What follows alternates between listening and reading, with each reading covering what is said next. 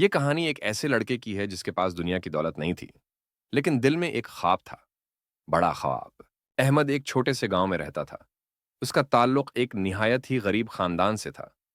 باپ بیمار، ماں گھر گھر جا کر کام کرتی، اور احمد خود ایک پرانی جوتی، پھٹے کپڑے اور خالی جیب کے ساتھ خوابوں کی دنیا میں جیتا تھا۔ ایک دن اسکول سے واپسی پر احمد کو راستے میں زمین پر ایک روپیہ کا سکہ پڑا ملا۔ اس نے سکے اٹھایا، دیکھا، اور بجائے خوش ہو کر کچھ کھانے کے، وہ سوچ میں پڑ گیا۔ اس 1 روپے سے کیا ہو سکتا ہے؟ کسی کے لیے 1 روپیہ کچھ نہیں، لیکن احمد کے لیے وہ ایک سرمایہ تھا، امید کا سرمایہ۔ احمد نے وہ روپیہ لے جا کر بازار سے کچھ مکئی کے دانے خریدے۔ ماں نے اسے پرانے برتن میں تیل ڈال کر پاپ کارن بنانا سکھایا۔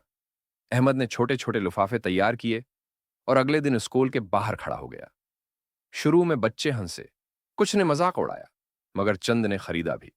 احمد نے مسکرا کر سب کا سامنا کیا۔ پہلا دن صرف 3 روپے کمائے، لیکن وہ ہارا نہیں۔ وقت گزرتا گیا، روز پاپ کارن بناتا، روز بیچتا۔ آہستہ آہستہ اس کا معیار بہتر ہوتا گیا۔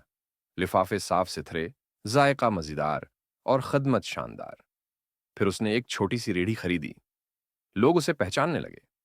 سالوں کی محنت کے بعد احمد نے پاپ کارن کی اپنی دکان کھول لی۔ پھر ایک دکان، 2، 3، اور دیکھتے ہی دیکھتے ایک کامیاب کاروباری بن گیا۔ ایک دن ایک صحافی نے احمد سے پوچھا، آپ کی کامیابی کی شروعات کہاں سے ہوئی؟ احمد نے پرسکون لہجے میں کہا، صرف 1 روپیہ اور ایک خواب۔ خواب بڑا تھا، روپیہ چھوٹا، مگر یقین مضبوط تھا۔ احمد کا مشن آج احمد غریب بچوں کو مفت تعلیم دیتا ہے، ان کے خوابوں کو حقیقت بنانے میں مدد کرتا ہے، کیونکہ وہ جانتا ہے کہ جسے خواب دیکھنے کی اجازت نہ ہو، وہ زندگی سے ہار جاتا ہے۔